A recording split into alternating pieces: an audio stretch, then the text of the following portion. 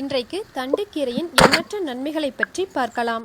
கீரையில் கால்சியம், இரும்புச்சத்து, புரதம், கொழுப்புச்சத்து, நார்ச்சத்து, தாமிரம், potassium, magnesium, sodium, thiamine, riboflavin போன்ற சத்துக்களும் விட்டமின் ஏ, பி, சி போன்ற சத்துக்களும் அதிக அளவில் அடங்கியுள்ளன. குடற்புண் மற்றும் வயிற்றுப்புண்களால் பாதிக்கப்பட்டவர்கள் தண்டுக்கீரையை உணவில் அடிக்கடி சேர்த்துக்கொண்டால் சிறந்த பலன் கிடைக்கும்.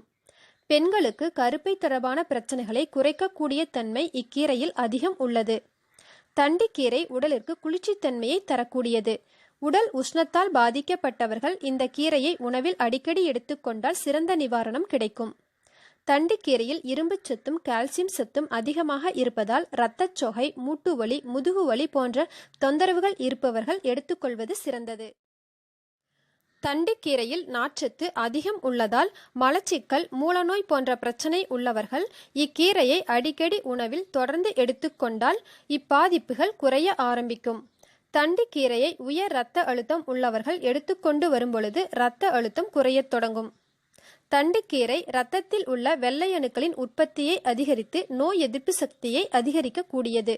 அதிக உடற்பருமன் கொண்டவர்கள் மற்றும் எடையை குறைக்க விரும்புபவர்களுக்கு தண்டுக்கீரை ஒரு அருமருந்தாகும்.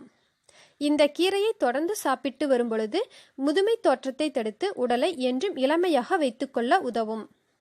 தண்டுக்கீரையை பற்றிய மேற்கூறிய இந்த பதிவு உங்களுக்கு பிடிச்சிருந்துச்சுன்னா லைக் பண்ணுங்க, அனைவருக்கும் ஷேர் பண்ணுங்க. இங்கே பாருங்கள் காய்ஸ், எவ்வளோத்துக்கு பறிச்சிருக்கோன்னு. இதுதான் எங்களுடைய ஹார்வெஸ்டிங். அடுத்த ஹார்வெஸ்டிங்கில் பார்க்கலாம். Bye guys. வாவ், இங்கே பாருங்கள் காய்ஸ், எவ்வளோ அழகாக இருக்குது.